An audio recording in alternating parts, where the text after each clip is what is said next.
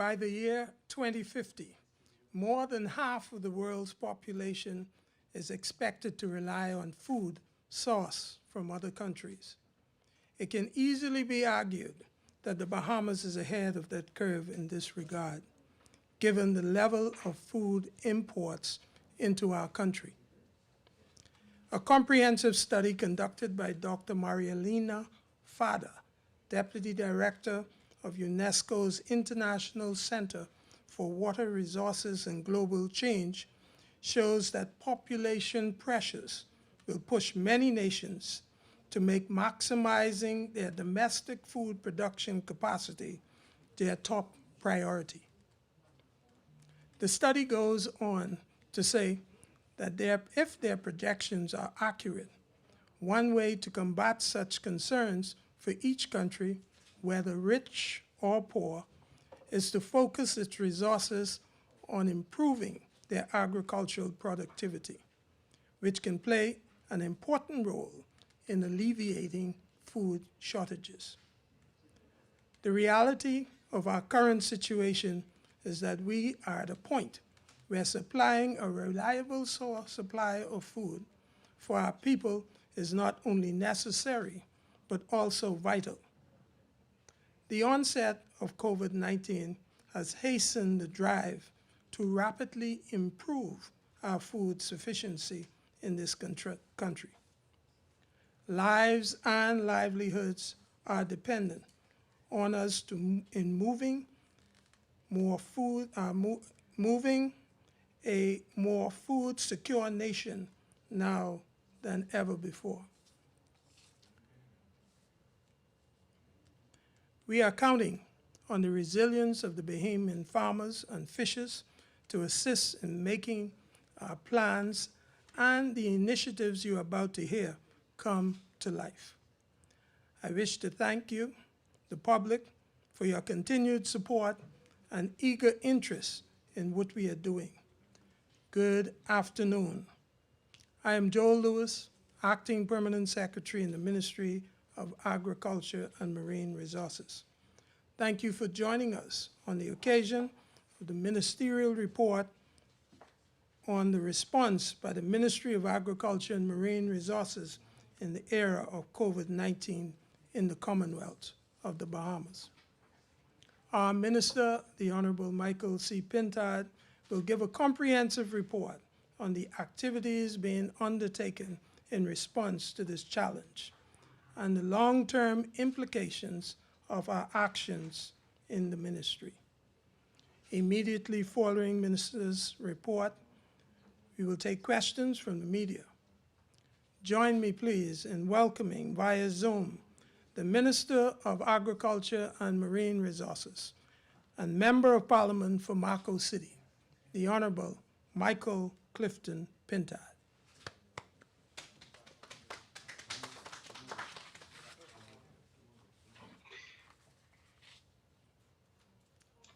Good evening, Bahamas. It is a privilege on this occasion to present a report to the nation on the initiatives and performance of the Ministry of Agriculture and Marine Resources since the onset of COVID-19 pandemic. We are acutely aware of the hardship being experienced by a large segment of our society, and my ministry has developed a series of programs to offset some of the challenges being experienced by our citizenry. The threat of hunger and loss of income due to the downturn in the economy has guided our considerations during this crisis.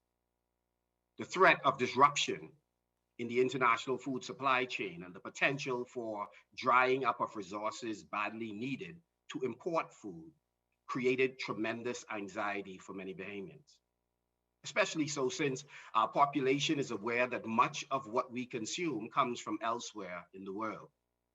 Being keenly aware of the $600 million annual food bill, plus another $400 million spent on processed foods, we developed a plan of action to reposition the role of agriculture and marine resources on the priority list of our government. One part of this effort was to develop a national emergency food production plan. My brothers and sisters, the challenges we face are difficult, but we have the capacity to overcome them.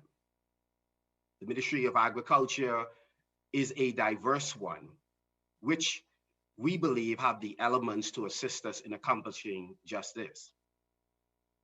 In my portfolio, I'm responsible for the Department of Agriculture, the Department of Marine Resources, the Department of Cooperatives, 3 state-owned enterprises, inclusive of the Bahamas Agriculture and Marine Science Institute, the Bahamas Agriculture and Industrial Corporation, the Bahamas Agricultural Health and Food Safety Authority. My responsibility also includes agricultural lands, public markets, and regattas which we are now working with noted Bahamian author Patricia Mikolas and Nico Mikolas and others to create powerful publication to document the history of sailing in general, but sloop sailing in particular. Truly, Bahamians are a resilient people.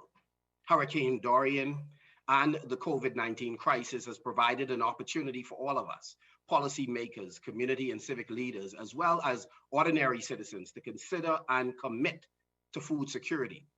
And we could do so in at least 5 dimensions. 1, guaranteeing that sufficient food is available for every citizen and resident. 2, maintaining economic and physical access to food. 3, ensuring that food is utilized for the benefit of our health and providing energy and nutrients for our daily activities. 4, supporting stability of food systems to withstand economic and environmental and social shocks. And of course, the many changing conditions that we are now exposed to because of pandemics. And 5, our focus on agriculture is also about creating Bahamian ownership and wealth and employment. Despite the challenges of this year, we are moving forward with a spirit of optimism. I'm encouraged by the engagement and support of my technical team, as well as the range of persons locally and internationally who are involved in agriculture and are seeking to deliver tangible results to Bahamians on the issue of food security. We intend to put in place the initiatives and the programs that will result in the development of a resilient agriculture and marine resources sector. As we move forward, building resiliency, we will require 3 areas of focus from my ministry and its stakeholders. First, we must be transformational with respect to our willingness to adopt new technologies throughout the value chain, from production to logistics, processing, building capacity, and services related to the agriculture and marine resources sector. Secondly, we must embrace digitization of processes and services for the agriculture and marine resources sector. Persons from the Family Island should not be inconvenienced. They ought to be able to plug into the same system as persons in New Providence or Grand Bahama.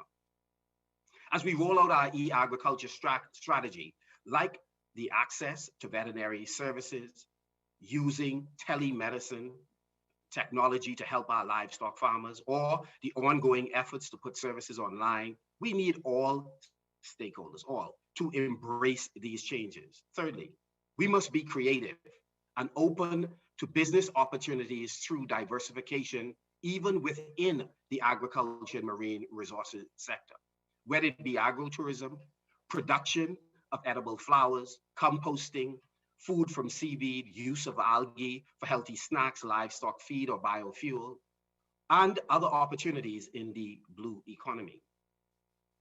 This crisis has opened up digital market opportunities to micro and small enterprises throughout our archipelago, as businesses all over the world are now migrating to digital platforms.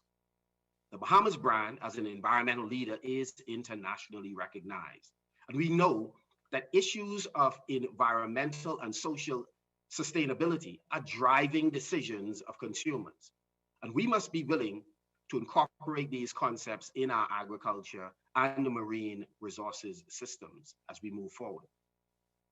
We have been implementing since March a national emergency food plan to improve food security at the community and household level. The 2020-2021 budget has allocated $9 million to food security initiatives, $6 million in the recurrent budget, and $3 million in the capital budget. This plan has a number of components which will continue to be implemented in order so that we can succeed in developing a full strategy for food security.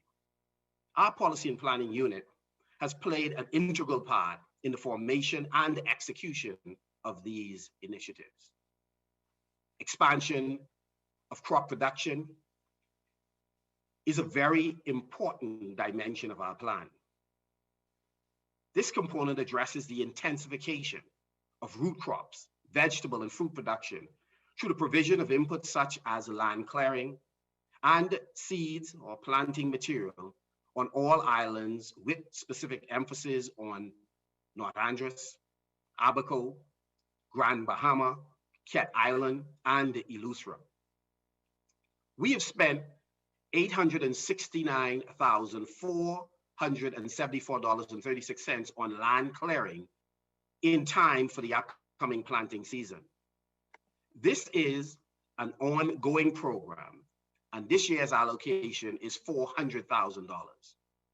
Over 5,000 cassava sticks have been distributed to approximately 276 farmers over 40 islands and keys. Let's put it this way. We've sought to get it all through the Bahamas. This program is ongoing, and we thank our partners at BAMSI for the wonderful work they did with both cassava and sweet potato. In component 2, we seek to incorporate greater use of green technologies. This involves making available technologies that simultaneously increase productivity and expand the availability of local products. The application for vertical hydroponic systems that target young farmers and interested persons are in country and are currently being distributed. The training on the construction and use of these systems have commenced. Additionally, 2020-2021 budget has allocated an additional $100,000 to the Department of Agriculture to demonstrate greenhouse technologies. And we have commitments from international partners who will assist us in implementing demonstration greenhouses.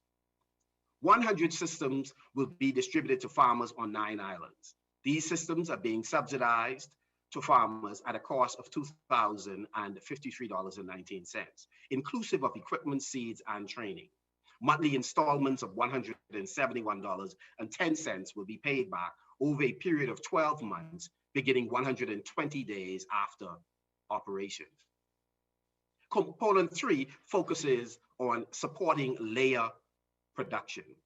Our goal over the course of the next 3 years is to become self-sufficient in broiler meat as well as in the production of eggs. The Department of Agriculture is supporting a program to increase the availability of local eggs by firstly strengthening the production capacity of existing layer producers through the provision of chicks and feed, and secondly by supporting new producers on the family islands. The first phase of this program is well on its way, and the application for persons interested in the second phase will be available on the ministry's website. Similar to other programs, support to growers will be provided through an online platform. It is envisioned that eggs will be produced in sufficient quantities to provide a protein source within communities. In total, by year's end, 22,000 chicks with sufficient feed for up to 26 weeks will be given away. To date, more than 7,000 chicks have been distributed across 8 islands to farmers and schools. And as we roll out this program, we will work out any challenges that it faces, and we believe it will pay dividends. Component 4 of our program deals with the issue of backyard gardening, or on the side of the house or in the front of the house. We are reestablishing the backyard gardening program to support food security at the household level. Our approach of making available to households backyard garden starter kits, inclusive of irrigation systems, seeds, seed trays, fertilizer, and enriched soil, has proven to be wildly popular. In fact, the demand has outstripped our ability to get the kits out in a timely fashion, but we are co-opting additional help. Phase 1 saw the distribution of 10,000 kits, and another 10,000 will be added. These kits have been distributed in Grand Bahama, Eleuthera, Inagua, New Providence thus far. Kits are also available at the Ministry of Agriculture and Marine Resources headquarters at a minimal cost of $10. Upon completion of phase 2, 20,000 kits will be distributed throughout the country by year's end. Members of Parliament will receive 100 kits for each of them to distribute throughout the constituencies. Churches, civic organizations, and the general public have also had access to kits, particularly for the most vulnerable constituents that they serve. Component 5, support to food processing to reduce food waste, is extremely important to this government. We are supporting the Food Technology and Safety Laboratory to provide food processing training and advice on post-harvest storage of targeted crops, since not all of the products targeted will meet fresh produce grade. We're grateful for the ongoing assistance from BAIC in this regard. Cabinet has approved a series of measures to enhance the sector. We will be posting information on these training opportunities for home gardeners and cottage processors on our website. Component 6 addresses the thorny issue of the feed mill. The Ministry of Agriculture and Marine Resources has produced a request for proposal to engage in public-private partnership to aid in the modernization of the animal feed mill, which will strengthen local food production systems, as well as provide a quality animal product for the Bahamian market. We believe that farmers, producer organizations, private sector persons have the capacity to run and expand the feed mill far more effectively than government, hence our interest in a PPP arrangement. This PPP seeks to address a capital needs issue, infrastructural and operational challenges currently faced at the feed mill. We've assisted many livestock farmers with some free feed, which represents only a portion of their total needs, because we understand the burden during this pandemic. And while we have assessed our ability to continue this, we determined that this is so critical to many livestock farmers that we will resume the practice of providing additional feed, particularly ahead of this weekend's events. Component 7, monitoring the impact of the National Emergency Food Plan is extremely important. It's one thing to implement, it's another to follow to see whether or not it's having the desired impact. And we are particularly concerned about food and nutrition security.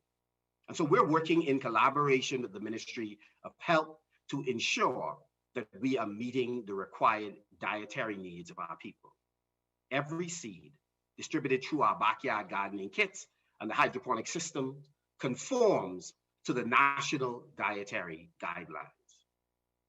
We are reviewing in component 8 the legal and regulatory environment to support the implementation of the National Food Emergency Program and create the necessary linkages between agriculture and other sectors of the economy.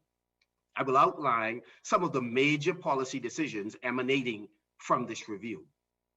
And I think many of you would be pleased to know the Cabinet has agreed on a number of very important policy decisions. One, to require that investors in our tourism sector, by way of heads of agreement, purchase 40% local agriculture and marine products.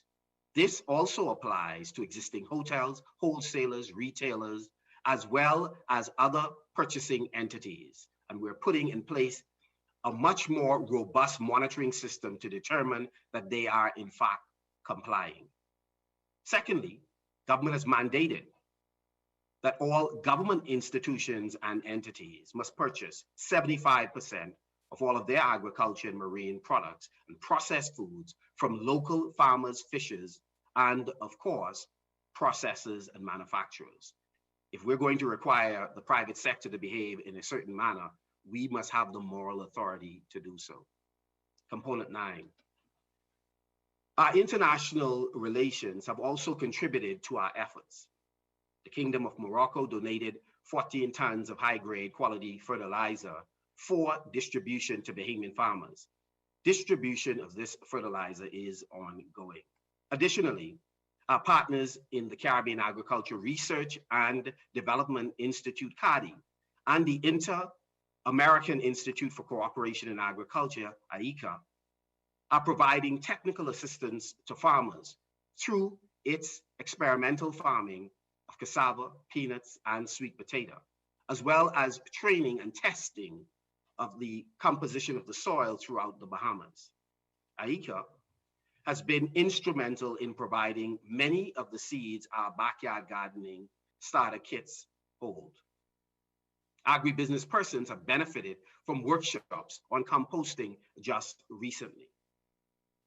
Training using various online platforms have also been incorporated in our approach. Hundreds of farmers in the Bahamas and the world logged on to participate in a 6-week training program on good agricultural practices, otherwise known as GAPS. The program was a collaboration between the Department of Agriculture, our Policy and Planning Unit, and the Bahamas Agricultural Health and Food Safety Authority, and was hosted by the Commonwealth of Learning. We are grateful to all of our international partners for their ongoing support. The Bahamas is a big ocean state, 100,000 square miles of water. The Department of Marine Resources has completed its review and editing of the new Fisheries Bill 2020, which is intended to replace the current Fisheries Resource Act of 1977. The new Fisheries Bill, which is intended to be futuristic, will address matters relating to the sustainable use, sustainable development, and management of fisheries resources and the marine environment. Further, the new bill will ensure the Bahamas fulfills its obligation to the global and regional community, being a signatory to a number of international conventions. The new bill also seeks to define and legitimize the Department of Marine Resources, legitimize the Director of Marine Resources and his or her officers, and ensure stakeholder involvement in decision-making processes in matters which impact them and their livelihood. The draft new Fisheries Bill is presently at the Cabinet of the Bahamas. I expect that it would be tabled sometime this month. Amendment to the current Fisheries Act is absolutely crucial, and it is an urgent matter for us. Many of our family island communities depend on the marine resources for their livelihood. So in an effort to maintain the commercial fishing industry as the exclusive domain of Bahamians, the government of the Bahamas have moved to amend the current Fisheries Act of 1977, which would prohibit non-Bahamians from working on board Bahamian registered commercial fishing vessels in any capacity. In addition to the amendment of the Fisheries Act, it has also caused the harmonization of the Bahamian Immigration Act, which would ensure the non-issuance of work permits by the department to any foreign individual or person to work as crew on board a Bahamian registered commercial fishing vessel. The proposed amendments are presently with Cabinet. As many of you would be aware, we are now in the midst of our 2020-2021 crawfish season. The August 1st opening was eventful for many of our fishers. This season will run, of course, from the 1st of August, 2020 to 31st of March, 2021. To date, the Department of Marine Resources has issued some 844 compressors. These permits went to Bahamians who've applied to use air compressors for the capture of crawfish. No compressor permits have been issued to any foreign national to use for fishing purposes in the Bahamas. This year marks the second consecutive year no compressor permits have been issued to foreign nationals to engage in this extremely important sector of our economy.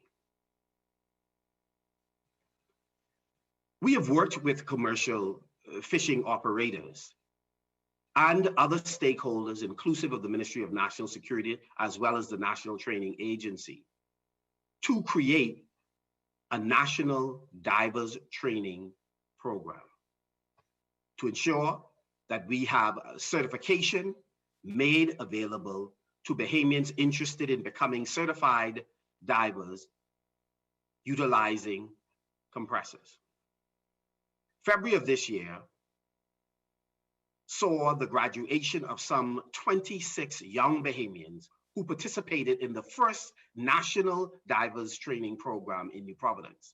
The next training session is slated for residents of Grand Bahama as well. The date is to be announced. It is intended that the training program will be taken throughout the Bahamas as the government continues its effort to ensure a cadre of Bahamian divers are available at all times to work as crew on board Bahamian commercial fishing vessels. One of the challenges that lie ahead for the Bahamas is another disease that has largely gone unnoticed by the public. Since late 2019, there's been an outbreak of what is known as stony coral tissue loss disease. This suspected bacterial disease was first discovered in Florida in 2014 and has since been detected in a number of countries in the wider Caribbean.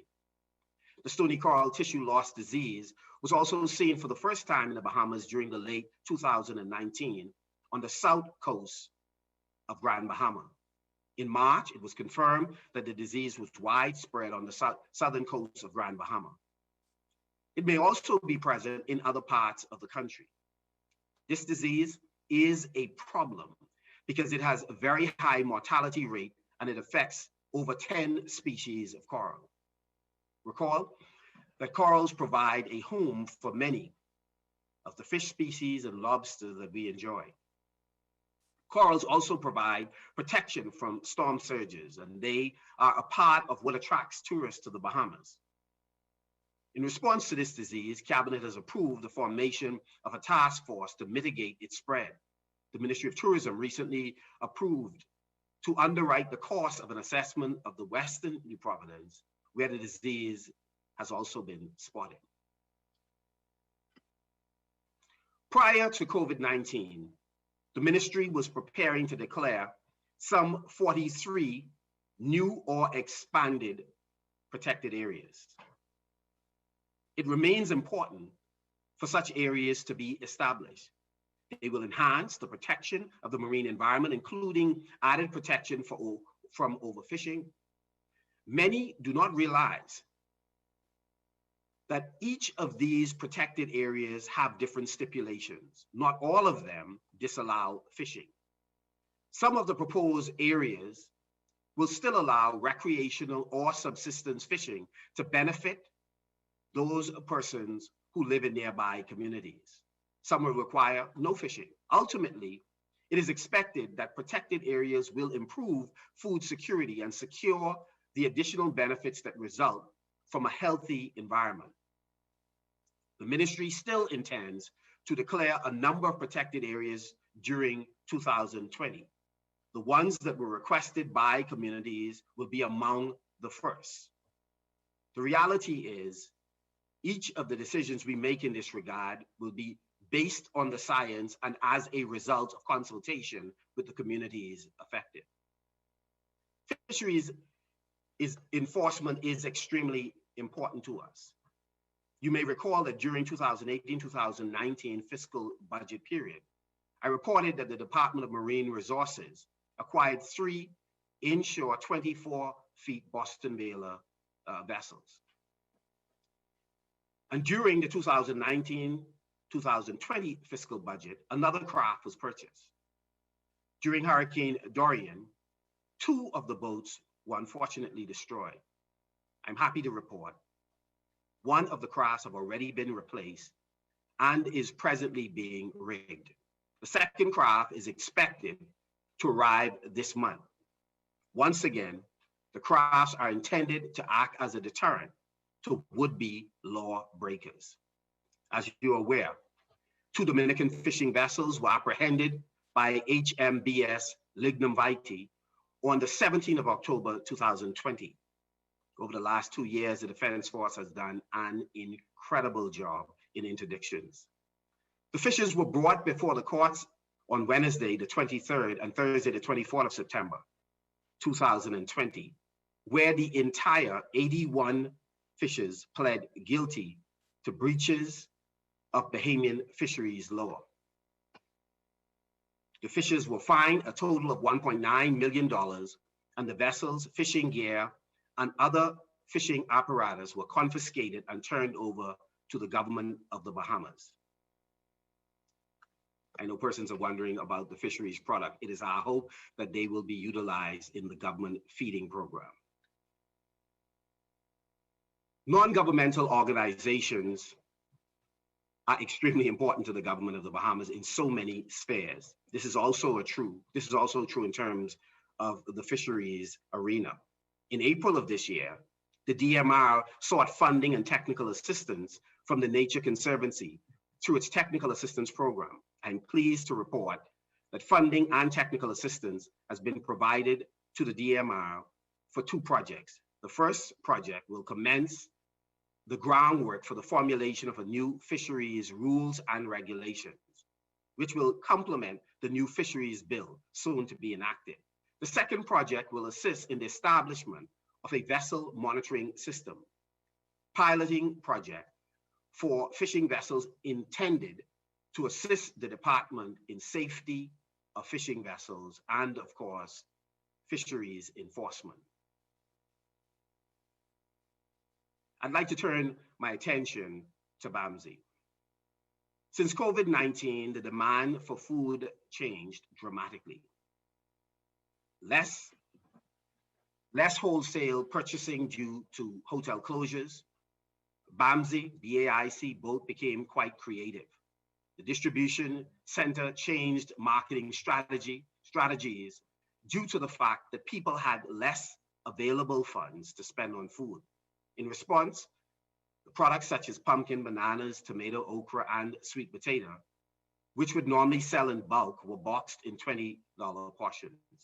This allowed many persons to access and afford nutrient-dense foods.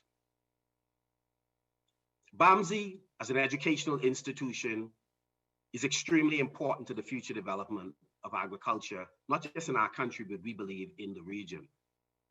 On the 16th of March, 2020, the government mandated that all schools, colleges, and training agencies be closed with immediate effect. Therefore, our students were released to return home as quickly and as safely as possible. All staff and faculty remained to implement our emergency procedures protocol. Teaching transitioned to fully online during lockdowns using our student information system. In light of COVID-19 pandemic, the graduation originally scheduled had to be postponed. As the restrictions were lifted, the virtual graduation was pre-recorded and aired on the 3rd of July, 2020 on our Facebook page and ILTV news station. 13 graduates were conferred with their degree. With the 2020 valedictorian Agriculture Major Mr. Aaron Francis being bestowed the honor. Once again, congratulations.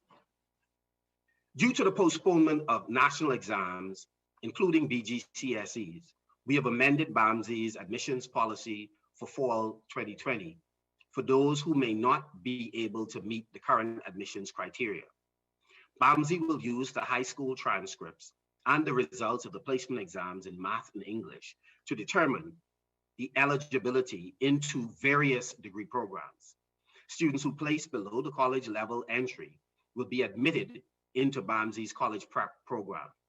The Cabinet has recently agreed to allow for free tuition at BAMSI in alignment with the government's decision regarding the University of the Bahamas and the Bahamas Technical and Vocational Institute.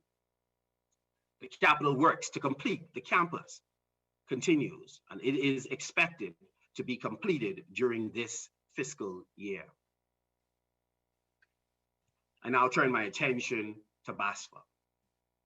COVID-19 has presented a number of challenges to BASFOR, and in an effort to overcome them, we have initiated several projects geared towards improving the resilience of the agricultural health and food safety system of the Bahamas. They include e-governance. This project entails the implementation of an e-permitting and e-inspection system. This would accommodate paperless and virtual permitting and inspections, something many Bahamians have been calling for a while. Coupled with the virtual inspections, BASFOR can maintain strong protections of animal health, plant health, and food safety while minimizing the risk of spreading COVID-19.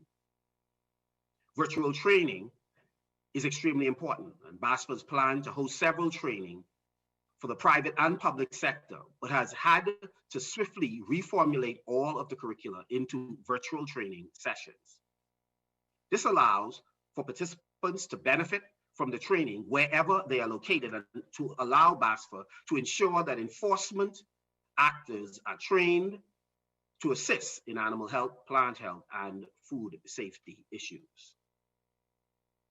BAIC is the business arm of the Ministry of Agriculture and Marine Resources, and it continues to carry out its mandate to encourage and to stimulate development of small and medium-sized businesses throughout the Bahamas by leasing land and properties for commercial and industrial projects, training and advising entrepreneurs, and branding and marketing assistance for business persons to help reduce the rate of unemployment in the Bahamas. But more importantly, their focus on creating Bahamian ownership. Due to the damage caused by previous hurricanes, the packing houses located at North Andros, Long Island, and North Eleuthera have received much needed repairs. Cat Island and Hatchet Bay will be addressed during the course of this year. BAIC continues to manage a large portfolio of property and land holdings in New Providence, Eleuthera, Grand Bahama, Abaco, Andros, Gladstone Road Industrial Park, and the Soldier Road Industrial Park. The Soldier Road location is being redesigned and upgraded to provide a feasible business climate, allowing entrepreneurs to lease rental spaces, various square footage to suit their business needs at affordable rates. In our estimation, this location presents the best opportunity to provide consistent revenue flows to assist with the operational expenses of the corporation while contributing to the economic development of the Bahamian economy. In the short, medium, and long term, the corporation will construct buildings as rental space, and every remaining vacant land at Soldier Road location will be put to use. During the COVID-19 pandemic, the produce exchange on Soldier Road has remained open. Additionally, the market at Gladstone Road has extended its operating hours Friday and Saturday, and is well appreciated by the many patrons who continue to support it, seeking fresh and organic fruit, vegetable, meat, and locally processed food. Let me note that it is the intention of the government to enter into a public-private partnership relative to all of the packing houses. We believe that agri-business persons have an economic opportunity, and the sector will in fact be improved as a result of private sector actors controlling this important distribution network, with the possibility of creating a facility that can also be used for food processing. BAIC has also played a pivotal role in the gathering and storing of critical data relative to crop forecasting and growing patterns throughout the country. This data is invaluable for buyers to determine what will be available for the local market, hence enabling them to reduce imports. The team has also helped in determining the national storage capacity, dry storage, refrigerated, as well as frozen storage. I'm pleased to share the fact that due to this pandemic and the increased interest in agribusiness, BAIC has seen a tremendous increase in the request for business plan. And the Business Review Committee, which has been doing an incredible job, has seen entrepreneurs in all subsectors of agriculture, many of whom are coming in self-funded. The Department of Cooperatives continue to play an important role. Strategic focus continued to be placed on developing cooperatives in several emerging industries in the economy. The department will endeavor to fulfill its mandate to promote ownership of competitive and adequately supervised cooperative enterprises by ensuring adherence to the law, international standards, and best practices. We have been successful in registering a number of new cooperatives throughout the country. The Department of Cooperative Development has stepped up its effort to ensure every Bahamian considers the possibility of becoming an investor. The school co-op program has grown tremendously. The 2020-2021 academic year comes with its challenges, no doubt. However, we believe that there will continue to be growth in this arena. This vital youth sector will be further developed and undergirded to foster greater unity, motivation, and training of the youth in agriculture and related areas. We believe that by using the technologies of hydroponics and aquaponics, enterprise and development of products to be produced and sold by the students will in fact pay dividends. Investment in the youth sector is vital for the further advancement of the agriculture sector. My ministry is partnering with the Ministry of Education to bolster the agricultural programs in the country. Students in 22 schools will be trained in aquaponics and hydroponics. With the increased agricultural activity due to COVID-19, it is important for our producers to have an owner structure that a co-op can in fact provide. The government has agreed to provide the land needed to facilitate the expanded production of processing of cascarilla in our southern islands, in particular, Acklins and Crooked Island, increasing its value to local producers as an export product. We are also pleased with the continued development of our apiary sector through the increased financing granted by the Office of the Prime Minister in Grand Bahama. In addition to space being allocated to the Beekeepers Cooperative in the Ministry of Agriculture and Marine Resources building, and plans are in train to provide land to the practitioners. Cascarilla and honey and other products derived from bee production are two of the most financially viable products that can be produced in the Bahamas. And we are prepared to do whatever is necessary for our local producers to capitalize on them. Ladies and gentlemen, the Emergency Food Plan was created to expand local production in the midst of COVID-19 pandemic. We did not get in the state that we're in suddenly. It's been decades. It will take us some time. But the Policy and Planning Division has been pivotal in helping us develop an approach that clearly signals that we understand there is a need for urgent action. The plan is currently being supported by this department, working in conjunction with other agencies locally and internationally.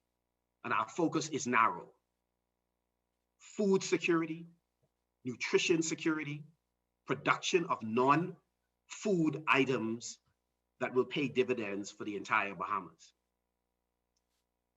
The unit is focused on climate-smart agricultural technologies and innovations, and use of information and communication technologies.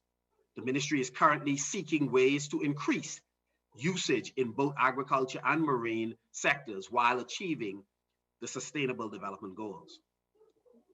The second pillar of what drives this unit is looking to establish an important marketing information system and to create a management information system so that we are able to collect data that is required, engage in analysis so that we can make evidence-based decisions, and to assist us and other stakeholders in properly forecasting information so that all of our stakeholders, the producers, the buyers, and all in between, can make evidence-based decisions.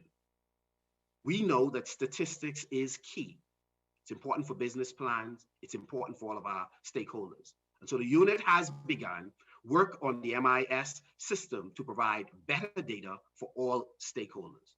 The project is in collaboration with BAIC and other agencies. The unit is also spearheading, along with the Department of Agriculture, the expansion of our extension services and training. This is a critical component of a successful expanded agriculture sector. Training has begun, and it is hoped that additional extension officers will in fact be approved shortly. They have already been given the green light by Cabinet, and we just await their placement. Technology, i.e. agricultural apps, will also be used to provide pertinent information to farmers. To further assist in the expansion of the sector, the unit has been assigned the task of assisting in the strategic development of potential investments. The following items are being done to facilitate this. 1, assisting agri-entrepreneurs in all aspects of business information via business advisory and project evaluation services. 2, collaboration with industry stakeholders for sustainable investments. 3, coordinating with Atlantis for a producer-buyer program for the supply of fresh fruits and vegetables for its guests.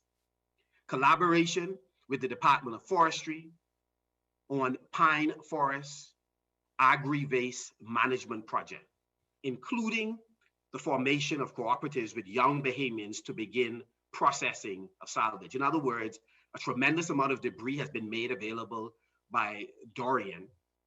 And so we believe that against the backdrop of that horrific hurricane, that we ought to utilize some of this waste product to convert, whether it's through composting, whether it is the creation of furniture or creation of mulching, that we ought to employ our young people salvaging from the debris of Dorian. We will also work closely with the Honorable Mark Humes in the coordination of consultations with food stores, hotels, and restaurants, and will support the collaboration with the Ministry of Tourism to ensure that Bahamian agriculture and marine products are consumed by our guests. Furthermore, we will ensure that our artists and artisans sell their creations to visitors. The unit is also the liaison for the international agencies such as the Food and Agriculture Organization, IECA, the IDB, PLACA, and CADI. And the following initiatives are ongoing. FAO has 2 major projects that are ongoing, valued at a combined total of $400,000. The projects we initially approved following Dorian, however, they will greatly enhance the sector during this pandemic, as they are to assist in the rebuilding of the fisheries and agriculture sectors. The Ministry of Agriculture and Marine Resources is currently a part of BAIC's pilot program for AgriX app, an app to digitize agriculture extension services. Initially, the app was to focus on livestock. However, it is hoped that the app will be expanded to include extension services for crops. It is expected to go live at the end of October. We are extremely excited about a pilot project that we're working on and will be launched in short order. The Agro Village Farm concept. It's not a brand new concept, but certainly in this region, it will be a benchmark for how to get various productive agricultural systems to work in tandem with each other in the same geographical space, sharing resources, producing data that is badly needed by the overall agriculture sector.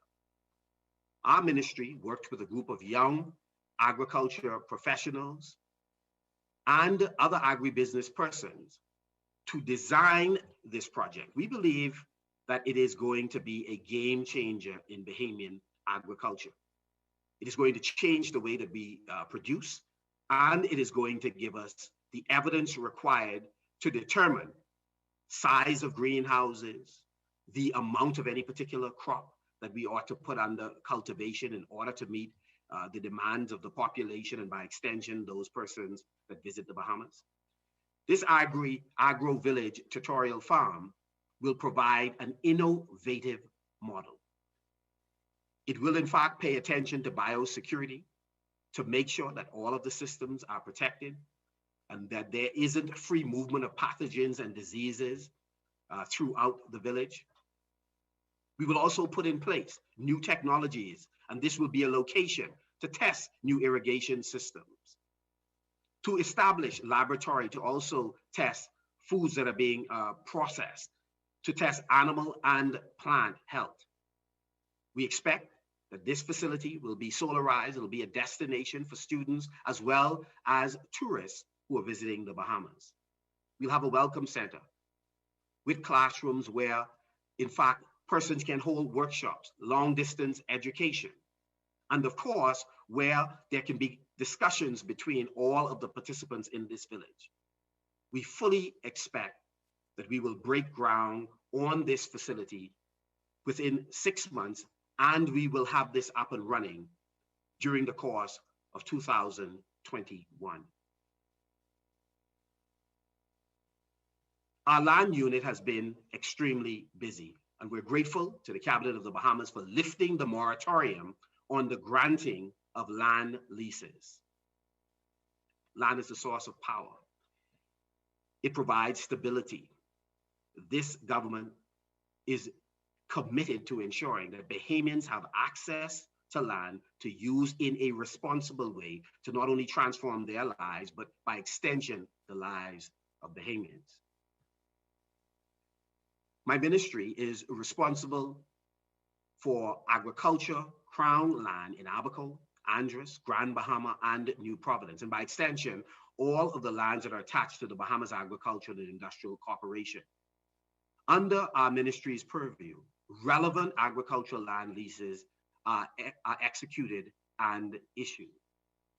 We are in discussions with young agribusiness persons who have viable projects and in some cases the resources required to proceed. We will seek to end your long frustration with how long you've had to wait for an answer. And for many persons who've waited some over a decade, we will remedy this situation. Prime Minister has given an edict. We have been more than responsive in terms of assembling the names of those persons who have been adversely affected with a view of resolving the years-old agony. We have recently undertaken an additional assignment, and that is to establish a national roadside vending transformation program. The committee to standardize stalls and the procedures for street side or roadside vendors throughout the Bahamas has been established. It includes the relevant departments and authorities in my ministry, as well as other relevant government ministries, such as the Ministry of Public Works, Ministry of the Environment and Housing, the Department of Environmental Health, the Ministry of Health, the Ministry of Finance, the Ministry of National Security, and the Office of the Attorney General. The committee has completed its preliminary work, and discussions with the various stakeholders have commenced, and we're pleased with the progress made to date, but we're not there yet. As an update, my ministry has completed the proposed zones which are adopted from the National Food Distribution Task Force. The sites are recommended as follows: Zone A, Fox Hill Park and Eastwood Park; Zone B, Pinewood Gardens Park and R.M. Bailey; Zone C, Christie Park and the Old City Market site, Market Street; Zone D, the Market at Gladstone Road and Coral Harbor Park; Zone E, Adelaide Park and Gambier Park. We will have an opportunity to have a candid discussion with you and to make adjustments where necessary. The proposed guidelines for the Market at Gladstone Road will provide the regulatory framework for all other markets. The Bahamas and National Code of Hygiene Practice for the preparation and sale of street food will be presented to the stakeholders for consultation. The proposed date to commence this initiative is the 2nd of November, 2020. We want to be clear. We want persons to have livelihoods, to support their family and ultimately the national economy, but it has to be done the correct way. And so we are addressing this issue of unregulated development on agricultural lands. Most recently, we've turned our attention to North Andros. The Interagency Committee to investigate the North Andros shanty towns has been established and includes the relevant departments and authorities in my ministry. We use the word shanty town, but what we really mean is unregulated development of all types. As well as other government ministries have joined us, the Ministry of Public Works, the Ministry of the Environment and Housing, Ministry of Health, the Ministry of Finance, Ministry of National Security, and the Office of the Attorney General. And we're grateful for the guidance and support. The committee continues to work within the guidelines set out by the Office of the Attorney General. While the numbers of illegal immigrants in the unregulated development have dwindled, we are still pressing ahead to eliminate unregulated development that have persons of different nationalities, inclusive of Bahamians. And we intend to restore agricultural land for the purpose it was intended. And that is farming by registered and approved farmers. The Minister of Financial Services, Trade and Industry and Immigration is continuing its work. He is continuing the work that has been started prior to holding that position and has done a sterling job in ensuring that those who should not be on government land are in fact addressed. On the 5th of March, 2020, the notices for occupants to vacate the land expired. So the ministry is now ready to take legal actions against those who have not vacated the property. All illegally constructed buildings will be dealt with. The Department of Environmental Health Services will assist in cleaning the property of garbage that has accumulated and derelict vehicles. Ladies and gentlemen, I would like for a very brief moment to say to all of our marine vendors how much we sympathize with you, the challenges you've had during this pandemic. We have vigorously made the case that the work that you do, much like farmers and fishers, are absolutely essential to food security. The Ministry of Agriculture and Marine Resources will continue to work with all relevant authorities to ensure the success of Arawaki, the down home fish fry, the success of Potoski, the success at Montague, and to sites throughout the Commonwealth of the Bahamas. We believe that you are invaluable and us working together, we'll be able to address the issues that arise from time to time. We encourage you that in much the same way you pursue your rights, we also act responsible in adhering to the strictest guidelines and insisting that our clients do the same. My ministry is working with various stakeholders, especially farmers, financial services institutions, and buyers to dramatically start to increase the production of 77 agricultural products that the IDB studies reveal we can produce competitively in order to reduce our reliance on foreign imports. Finally, we can, Bahamians, we can, over the next 3 years, if we are diligent, if we work collectively, shave more than $200 million of our food bill. We can more than quadruple agriculture and marine resources contribution to GDP. The collective will of our people, the genius of the Bahamian collective, and the hard work of those of us who know that our competition is global can in fact help us to be pace setters in the region, to become net exporters rather than importers. If we're to do it, then we have to fully appreciate that as we produce, our products must be world-class, the price must be competitive, and what we do must be sustainable. We have the capacity to do it. And the efforts of the ministry is to help build the capacity of both those who work within the ministry and, of course, all that we serve. We are working to fix the gaps all along the value chain so that we do not only reduce imports, but we become net exporters in a number of important areas. The excitement and enthusiasm of the public to invest in agriculture and marine resources has encouraged me and has encouraged our team and fuels our effort to improve the ease of doing business. We are facilitators. We wish not to frustrate you, but to get out of the way when necessary so that you can succeed. We have been and will continue to be relentless. It is in this spirit that we have been influenced, that we realize that we must hold consultations with farmers and fishers throughout the length and breadth of the Bahamas. And over the last few months, we have been meeting with farmers on every major island where agriculture is in fact being developed. And we've enjoyed those virtual conversations. We've heard your concerns, we've accepted your critique, and we are improving the way we serve you. We recognize that we work for you. We will continue to support fishers, both subsistence and commercial fishers, as you generate employment and wealth for your family. We applaud you for gradually reviving the sponging industry and exploring the harvesting of underutilized marine species. Our ministry, in collaboration with the Grand Bahama Port Authority, local government, farmers, and other stakeholders, we are in the process of producing several community gardens in Grand Bahama. We are excited about the potential it holds. Whenever we have pulled together as a country, we produce results that encourages the national spirit and improves our fortunes as a nation.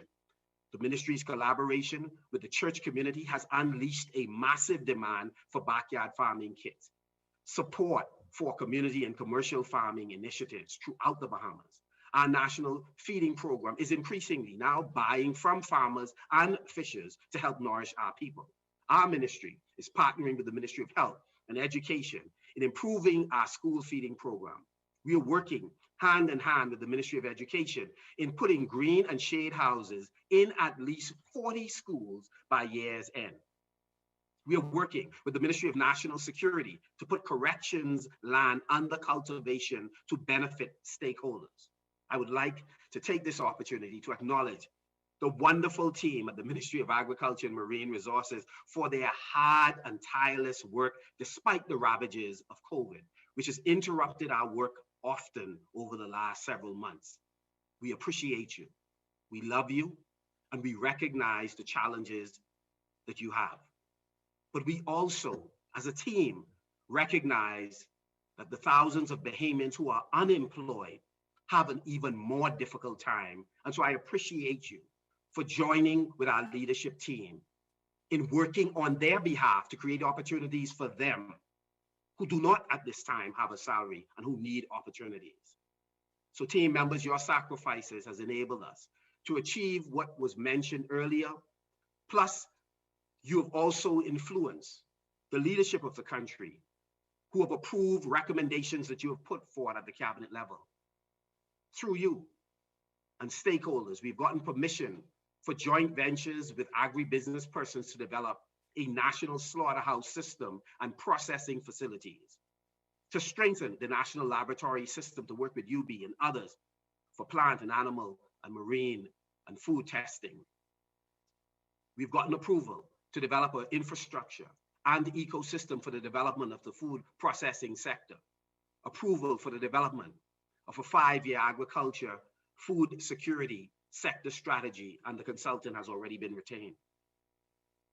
We've gotten approval for strengthening the infrastructure and ecosystem for agriculture and marine resources financing, and we're grateful to those persons from the financial services sector who are working with us to create a green and blue fund and to assist us in establishing a trust that can allow us to raise the capital that central government cannot provide to the sector. Thank you for helping us to secure the appointment of a member of the Bahamas Investment Authority to the Business Review Committee so that we could move on 2 tracks at the same time, dealing with technical issues of projects as well as what is required by a foreign investor. We are committed to the ease of doing business. And I thank you, team members, for making it possible that we will be collaborating not only with Bahamian professionals locally and internationally, but also with Israeli and Dutch agricultural experts who will in fact be working with the Bahamas to implement the 6 agro villages. The COVID-19 pandemic has had unintended impacts on all of our lives, but it has heightened our awareness of the importance of agriculture. Our country needs fundamental structural adjustments and diversification. We cannot go back to relying narrowly on the twin engines of tourism and financial services to drive our development. We have too many talented people in too many different areas to permit that. The agriculture and marine resources sector, despite the devastation of Dorian and COVID, has answered the call and stand ready to work collaboratively with a sense of urgency to change our nation's fortune. By the grace of God, we can rebound from where we are today. So I'm asking you as I close to fight the cynicism that you sometimes feel that things will not change. Resist the temptation to give into national or even personal self-pity or depression because things are so difficult. Let's use the energy generated even sometimes by the anger we feel because we want more and we know we deserve more. And let's use that to fuel the work that is ahead. As we work harder and smarter, we will make a difference. We can be in control of feeding ourselves, producing much of what we use in our national life. May God continue to bless you and this special country we've been entrusted to care for.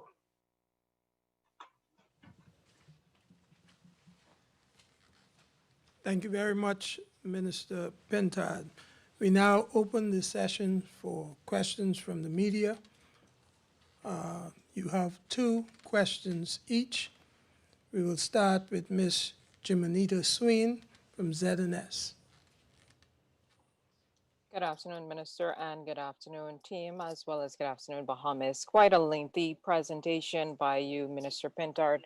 Now, at the end just now, you indicated that agriculture was drawn to the forefront as a result of COVID-19, and based on all of the initiatives that you outlined that are in the works, do you think that the budget you have is sufficient to get those things underway and to put us as a country where we need to be making a dent in our food security or food import bill? Yes, in terms of getting us underway. Implementing fully, no. And that is precisely why a substantial portion of what I mentioned concentrated on public-private partnerships I believe there are a lot of brilliant persons in the private sector. There's a tremendous amount of resources in the private sector, locally and internationally. And we must establish collaborative relationships to ensure that that money is invested in the sector, so it can get us started, insufficient to complete the job. Yeah.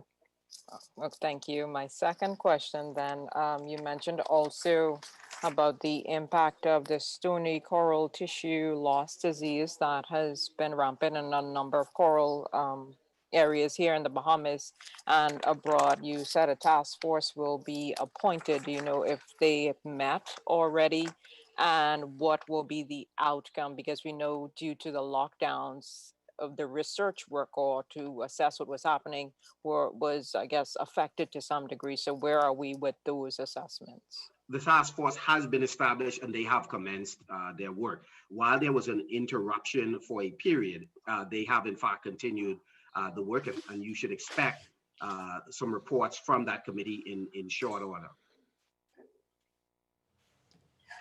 Thank you very much, Ms. Swain.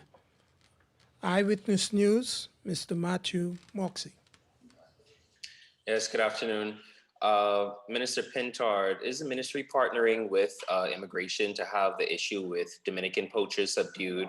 As we understand, Dominican fishers continue to engage in fraudulent marriages with Bahamians so they can legally fish in our waters. Yeah, the ministry with responsibility for immigration, as well as the ministry with responsibility for labor, we are working very closely with each other. And so all matters are being investigated at this moment, including trying to find the beneficial owners of the vessels that we continue to interdict. It's one thing for us to arrest, incarcerate, fine the crew members, but we believe that the biggest culprits in this are the captains, some of whom have been repeat offenders, and you will see with the amendment to the Fisheries Act that there will be some fairly draconian measures taken to deter them in future. But we also believe the owners, the persons who own these vessels, those are the folks we're going after, and through Ministry of Foreign Affairs and other channels, we are working with neighboring countries in order to investigate that.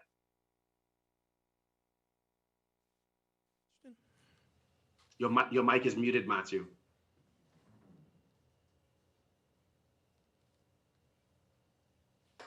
And then my second question would be, Potter's Key dock vendors have been alleging that they have been constantly harassed by police, claiming that they are not allowing cars to park outside of the stalls for curbside service. Instead, they claim police are directing cars to the parking lots and telling the stall holders to act almost like runners between the stalls and the parking lots.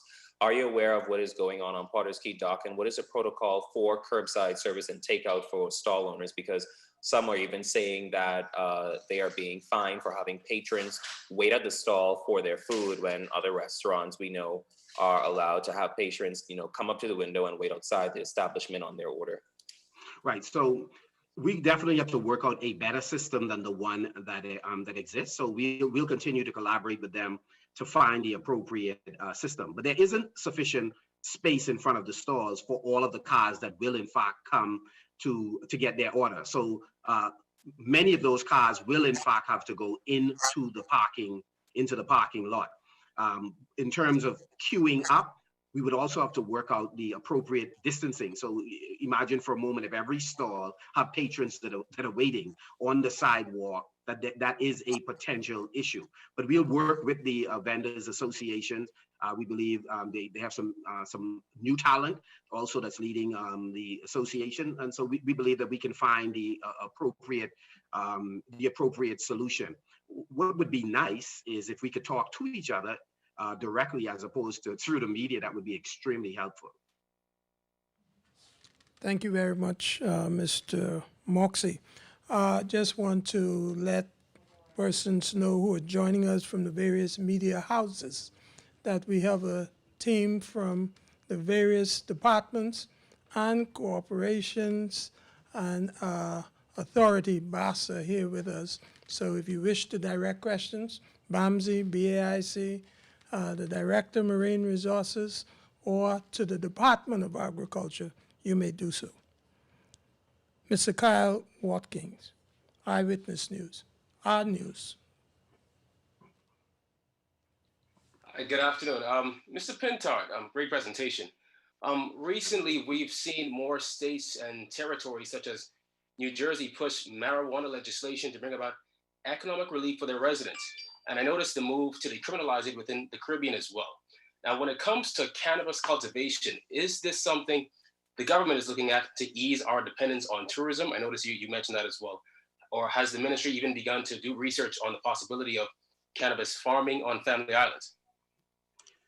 Kyle, as you'd be aware, the commission that has been established by the Prime Minister is in the office of the Prime Minister. So he has really the exclusive purview in terms of addressing the issue of cannabis and what the intentions are around cannabis. What I can comment on are two other things that are closely related, but not necessarily within the purview of that commission. One is industrial hemp, which produces a wide range of products, which of course in its cultivation would have to be zoned in a location so that there isn't cross-pollination between related crops. That is something that has massive potential. We have been in numerous meetings with investors, Bahamians as well as otherwise, with respect to industrial hemp. That is not the hemp. That is not what you smoke. You don't get high by it, no matter what about is consumed. In fact, it is used to produce a wide range of products, everyday products that you and I would use. And so it is my intention to ask the Cabinet that we proceed in terms of separating that until the question of cannabis has been settled. Let's deal with what should not be a controversial issue. Secondly, CBD products as well, which again do not have the THC in it, which would in fact get somebody high. The things that concern a great many Bahamians. We need to move on the things that does not certainly are not controversial to a large extent, that have the potential to generate revenue that others are taking advantage of, and the longer we wait, the longer we miss opportunities.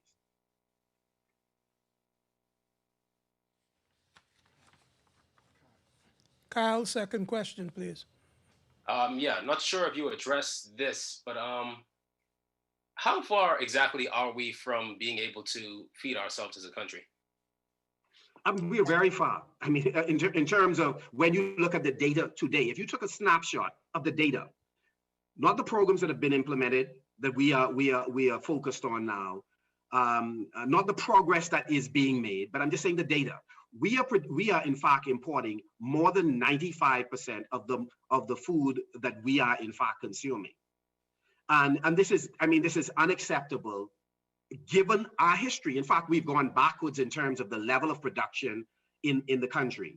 But I'm confident, I'm optimistic that we are going to make tremendous strides over the course of the next few years. And I'm not talking about medium to long term. I'm thinking over the short term, over the course of the next 2 to 3 years, you will see appreciable difference in our production capacity. And one of the things we've sought to do is create a politically neutral environment in the ministry. And so we have consulted with the opposition, past ministers of both political colors. We want to make sure that there's continuity, that in the event that there's any disruption in our governance, that we can have a seamless transition in terms of moving on and continuing programs that make sense. And so we have sought to brief our colleagues on the other side and have gotten their endorsement on the initiatives that we have put forward as evidenced by their comments in the budget debate. Thank you, Minister. Sloan Smith, Eyewitness Digital. Hi, good afternoon. My first question has to do with Minister. You pointed out, the upcoming crawfish season and what that means for fishermen. My question to you is whether or not you're able to indicate whether the cost of the product has decreased on the global market given the current pandemic, and whether or not fishermen, Bahamian fishermen, are going to see an impact to what they usually make from the product. It's my understanding that fishers are pretty much fetching a consistent price, the price that they've grown accustomed to, and that they're doing quite well this season that is already underway. So I don't know of instances where in fact the market is depressing prices. If in fact it is, we have somebody who's certainly far more knowledgeable about the global arena and fisheries, who is in the room, Mr. Greg Bethel, the director, who can comment on that. But prices have held, according to fishers who have spoken to me. Acting Director Bethel. Yes, good afternoon. Thanks for the question. Let me say that to date, even in the midst of the COVID-19 pandemic, our export market with respect to exports of crawfish have not closed to us. As the minister would have alluded to just now, the new season would have opened on August 1st. And to date, we have been getting very good reviews, and based on the landing information we've received to date, crawfish landings are up over last year. But again, our export market in the midst of this pandemic has not been closed, and again, fishers have been receiving very good prices for their product.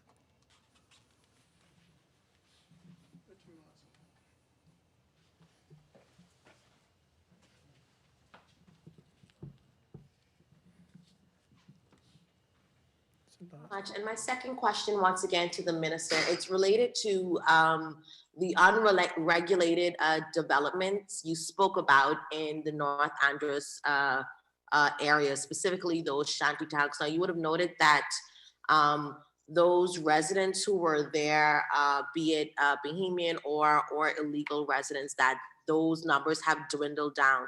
Are you able to speak to how many residents are suspected to be living on those unregulated developments? And I'll allow the parliamentary secretary to address that. When we talk about decrease, one of the things, let's answer this two ways, as Honorable Carlton Boleg come. The visits that we have taken, even in the midst of the pandemic, a number of the residents seem not to be present. Now, the question is, have they left and left permanently? We know we have received letters, formal letters from a number of residents who have asked that they be given time to relocate. Others have sought to have their land regularized one way or another. And so in terms of the actual numbers, we would certainly need somebody to do a more detailed census with respect to it. Substantially, we believe the problem still exists. That's the reality. But the Member of Parliament for North Andros, I believe, is present in the room with you, and should be able to shed additional light on that. Thank you, Minister. As far as the illegals are concerned, you would have heard a lot of stories that came in during Hurricane Dorian, which has now been addressed, and there were no additional immigrants coming into that island. But we do have a situation where we have immigrants who are now marrying Androsians. That is something that we have to carefully look at also, who are building homes.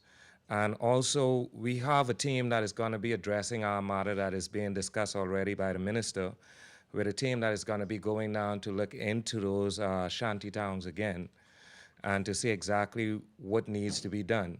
Again, these are things that has to go through the Attorney General's office, in which we are doing all the paperwork to make sure that we provide which is needed to be done for this matter to be taken care of.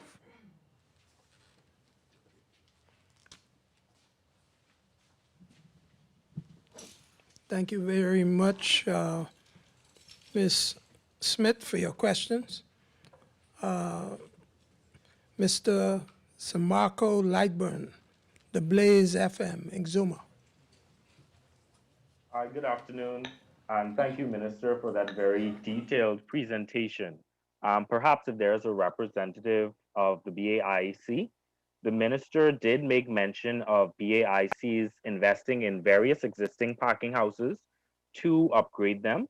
Is there also a plan to restore packing houses on islands where they've phased into closure, such as Exuma?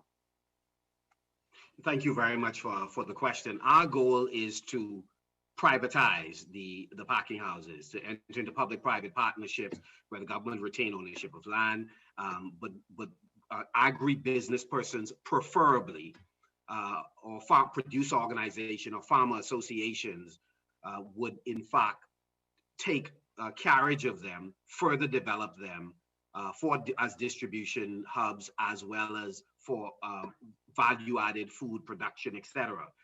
So that is what we intend to do, and we're on the fast track to doing that. So we fully expect that by year's end, that would have happened with the feed mill, and by the end of the first quarter of the year, our goal is to do the same with the packing houses, the abattoir, as well. So the short answer is no. We believe some private sector folks ought to do that. So if you have some recommendations, by all means, please share it with us. We believe Exuma has just incredible potential in agriculture. Exuma has been doing phenomenally well over the years. Lightburn, your second question. Okay, thank you. And I'll posit this second question in relation to its impact on fishery exports. It probably overlaps a little bit. So of course, Minister, I know you can direct my question appropriately. The Bahamas Petroleum Company is projected to be digging within the vicinity of Kesal Bank, which the Bahamas National Trust calls one of the most ecologically productive and economically important marine systems in the country. BNT does have a strong stance against this, citing it a danger to the environment and marine life. What data is the ministry working with to point that this will be a safe undertaking? According to the BNT, the Queen Kong could potentially be under threat, as well as some other marine life that we do export. Well, in terms of data, and Greg is more than welcome to weigh in on this. In terms of data, our data is generally with respect to the marine assets that the country has. And so we are a part of that intersectoral group that's looking at the valuation of Bahamian marine assets. What is the value of that to our country, and by extension, the region? What we don't have is the data that the petroleum companies have. And so if your question was in some way a question about where does the ministry stand, well, obviously we stand with our fishers. We stand with persons who are earning their living from pristine waters of the Bahamas. We have 100,000 square miles with some marine species that are underexploited. We have pelagic species we have not yet begun to harvest. There are so many opportunities in the blue economy that we are able to develop that might very well offset any potential revenue that would come from activities that might very well be extremely risky, or might have adverse effect on the environment. And so, again, we're standing with fishers and other related entities that benefit from our environment as it is constructed today. Thank you very much, Mr. Lightburn. Leandra Roll, the Tribune.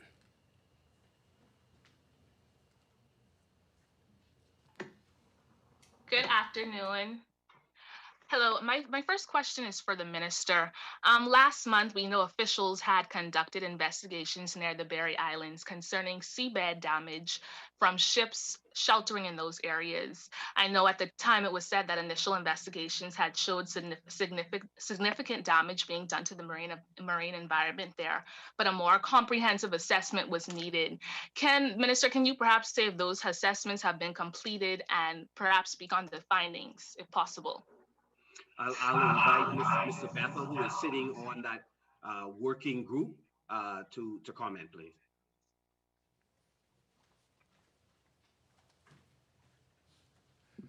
Good afternoon once again. With respect to your question, let me at the outset say that this is matter falls under the purview of the Ministry of the Environment. I can say that a Cabinet has approved the formation of a task force, which my department, the Department of Marine, is a part of. Separate and apart from that, we were party to the initial investigation of the damage that was proposed to have been alleged to have been done in the area. Our findings, preliminary findings, found that yes, there is significant damage, and so we await for the Ministry of the Environment, who is the lead agency in this matter, to bring all of the parties involved together. Separate and apart from that, I can add no more at this time. Okay, thank you. My second question, I know the minister had spoke about the plans to launch community gardens throughout Grand Bahama. Can you perhaps say if lands have been identified, and also if we can expect to see similar initiatives for other family islands? I'd like to invite Jerry Kelly to comment on the community garden initiative in Grand Bahama, and I'll comment on the second half in terms of the national plan. Good afternoon. Yes, so we've established several community gardens, particularly in the Marco City area, as well as in Lucaya and North and South Bohemia. We are progressing very well with this. We are in partnership with the Grand Bahama Port Authority and moving forward. There has been several allocations of plots established, and we've identified the particular agricultural practices that will be done. In moving forward, we do want to increase crop production throughout the nations. So yes, we do plan to engage further in these community gardens in the other islands as we scale up the agro villages and agro parks that the minister had spoke about earlier. That is all at this point, but we are moving swiftly in the development of these gardens.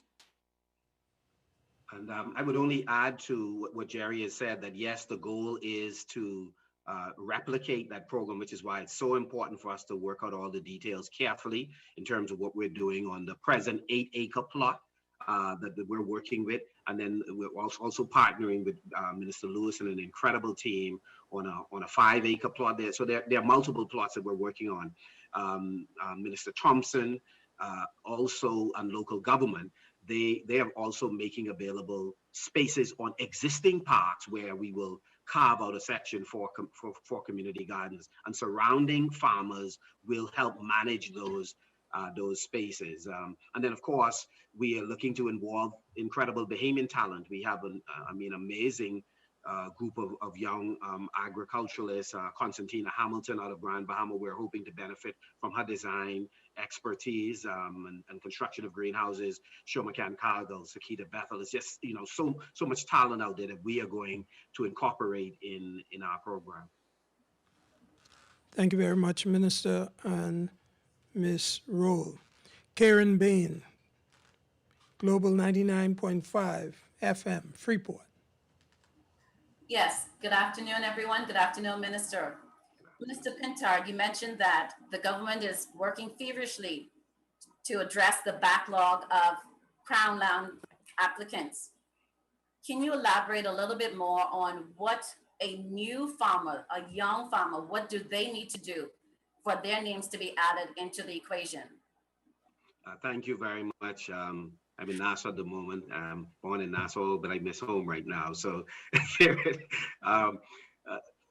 several things. One is the community garden is one example of the lowest barrier right now for youth groups, church groups, schools, residents to have access to plots at nominal figures in order to begin, whether they want to put a greenhouse in place or they want to use raised beds, grow boxes, polytunnels, etc. So that's one thing. The second is they can reach out to Melanie Williams and Michael Flowers in order to fill out the application for land in Grand Bahama. We have a wonderful, thirdly, a wonderful initiative going where we're looking at putting a massive agro village in Grand Bahama, working closely with Rupert Haywood, one of the owners of the Grand Bahama Port Authority, and a number of private sector actors, including Sandy Sawyer, organs of the United Nations, including UNEP. And so, yeah, so we again, fill out the application, send it in, and we'll move as quickly as possible. The Prime Minister is very much committed to granting access to Bahamians. And so we're confident you will see a difference going forward. Your second question, Ms. Bain. Thank you very much, Minister. A lot of people will be happy to hear that. My second question is for a representative from BAMSI. We know that eating healthy is a great way to fight against COVID-19. When can we see the return of BAMSI with their farmers market here on Grand Bahama? Joe? Brandon?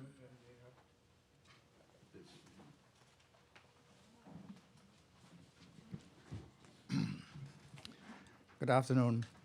Mr. Minister, I want to thank you as well for that excellent presentation as well. You covered every specter, every subject matter that all of us are faced with in this period with COVID. As far as this question is concerned, I would admit that I don't have an answer when the farmers market will be up and running in Grand Bahama.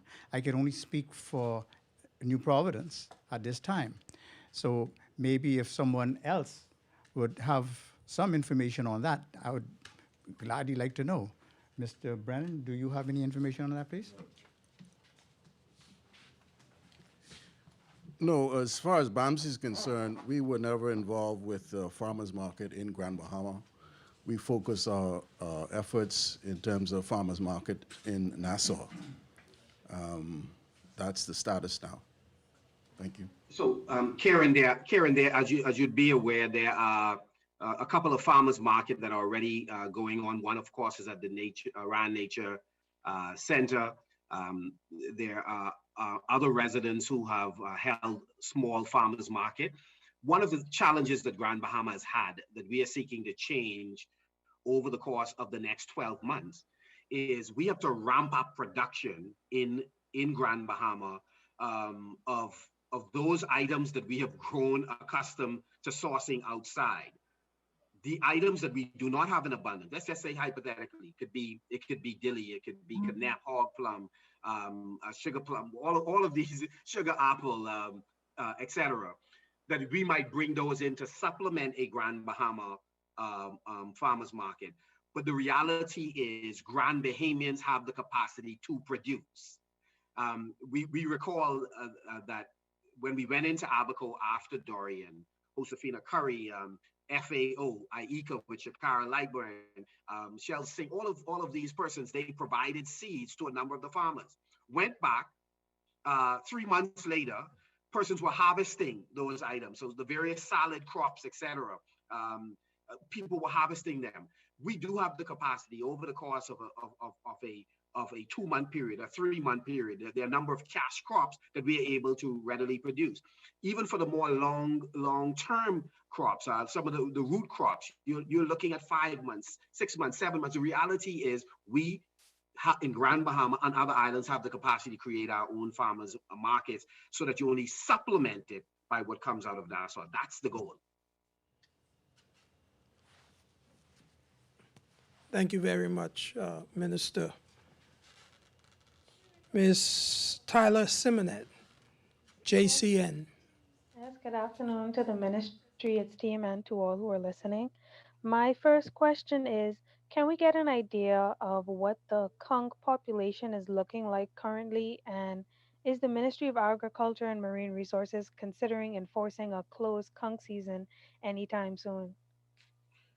Mr. Bethel may want to comment on the numbers. I do not know what the stock value is.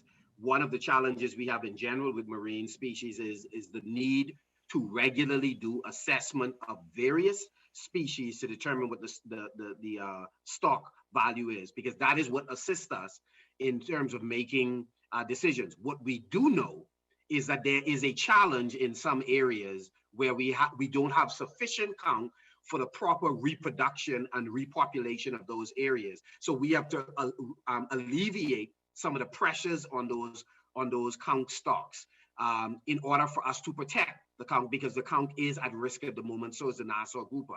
So Mr. Bethel would list for you some of the decisions we have made in order to protect the Bahamian count. Yes, good afternoon again, and thanks for the question.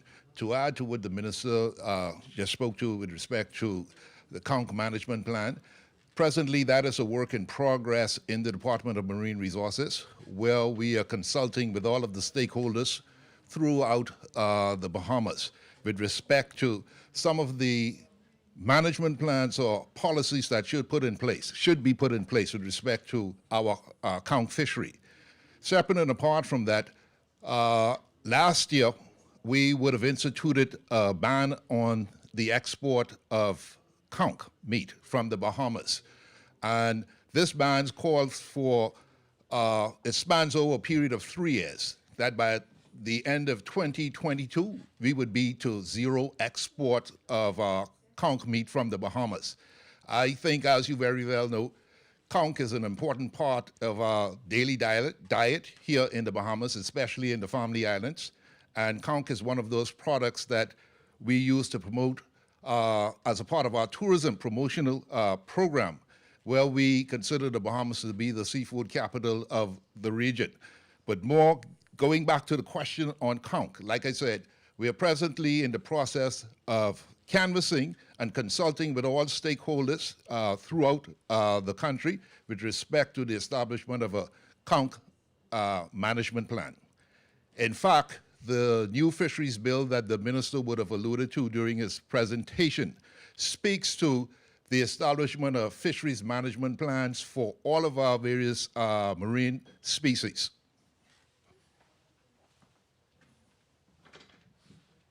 Thank you. Your final question, Simonette? Yes, thank you very much for that response. Minister Pintard, you mentioned that the seafood that was harvested illegally by the Dominican poachers last month would hopefully be used in the government feeding program. Would it be possible to get any more details about that? On Tuesday coming, Cabinet will make the final determination on how it would be allocated. The ministry has asked that food processors, fish processing houses would simply package them for us, and that vouchers be given to Bahamians who can go and get a $40 pack of seafood. It could be conch, lobster, and scale fish combined, or it could be exclusively one of those species. So that is pretty much the recommendation, that we just make it available to provide to citizens. And I want to just applaud the minister with responsibility for Grand Bahama, along with Grand Bahama Port Authority and BARCO and others. We've entered into a partnership, the ministry with them, and we will be issuing marine products or seafood vouchers so that Bahamians can go to several of the fish processing houses in Grand Bahama. Some of them will actually do door-to-door delivery and deliver seafood as a part of the government feeding program. Thank you. Final question, Rachel Knowles, The Guardian, Nassau Guardian. Good afternoon, Minister Pintard. Good afternoon. One of the things that we heard a lot, especially at the beginning of this pandemic, was the need for the diversification of the economy. That was also one of the campaign promises. But since then, in the past few months, it seems like the enthusiasm for that has dwindled a bit, with some ministers accept that that's not likely to change anytime soon. With all of that said— Sorry, Rachel, your voice went out. You may want to restate the question. Can you hear me now? Yes, I can. Okay, so one of the things that we heard a lot, especially at the beginning of the pandemic, and it was also a campaign promise, was the need for the diversification of the economy. But since then, the enthusiasm seems to have dwindled a bit. Some ministers have said that we need to accept that tourism is the backbone of our economy, that likely won't change anytime soon. With that said, have you been content with the amount of resources and attention that your ministry has received? The ministers have actually been extremely supportive. So yes, tourism being the backbone does not prevent diversification. In fact, what is required is the establishment of greater linkages between tourism and other productive sectors, including agriculture and marine resources. So, for example, we are now working, the Honorable Mark Humes, Garnell Pelicanos, the whole Policy and Planning Division, John Burrows, BAIC, we're working to sign a memorandum of understanding with Ministry of Tourism, Janet Johnson, Minister Diagula, Joy Jivalu.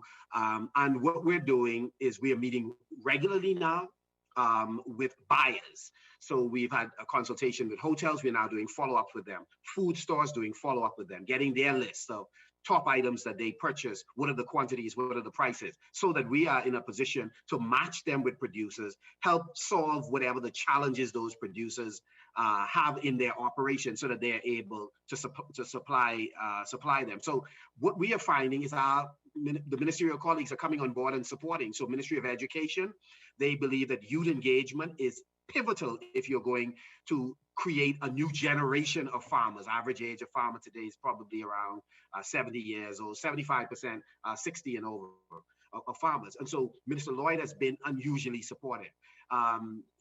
With respect to national security, Minister Dames the head of corrections seizing the opportunity for us to collaborate on putting half of that 64-acre plot that they have under cultivation. So we're getting a tremendous amount of support from colleagues. The privatization of the feed mill and the packing houses, they've made it very clear we are in support of what you're doing. Let's pick up the pace and make it happen.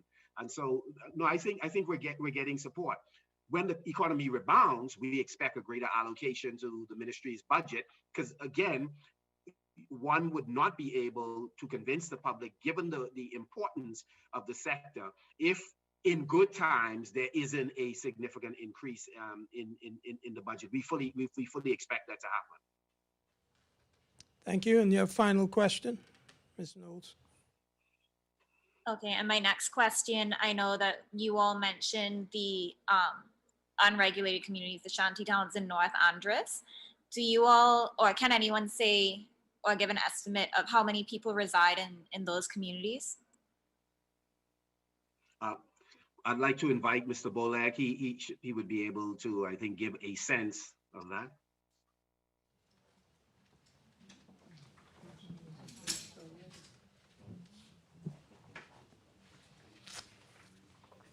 Thank you again, Minister. In that regards, I wish not to collaborate because I don't want to go ahead of what we have going on right now. And we will have our team in there and we'll be able to give you an answer on a later date. Thank you. Suffice it to say that multiple government agencies are working in tandem with each other in order to address the situation. But I think the takeaway message is simply this. We have a significant amount of agricultural land. And if we're going to engage in import substitution where we produce what we can so we don't have to take scarce resources and send it out of the country, and if we are to become net exporters over time, there is a need for us to put the land to productive use to create wealth and ownership for Bahamians. So our focus is doing that. And so in the course of doing that, there are some things we need to take care of, and that is Bahamians who are on properties without the right to be there or not utilizing it for the intended purpose.